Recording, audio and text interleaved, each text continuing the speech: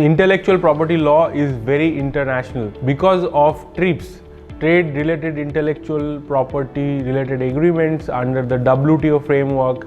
Almost every country in the world have very similar substantial law when it comes to intellectual property law. However, there may be some differences when it comes to procedure.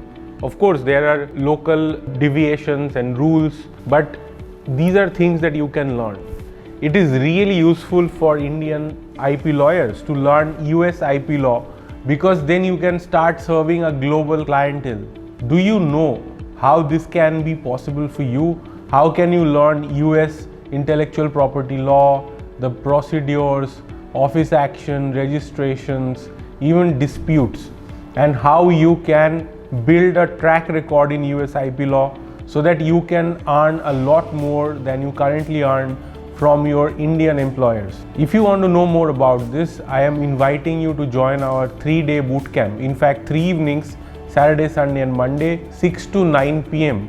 in the evening, we will show you how you can expand your career as an international intellectual property lawyer. Register right now and I'm going to start sending you really interesting resources. All the best. See you in the bootcamp.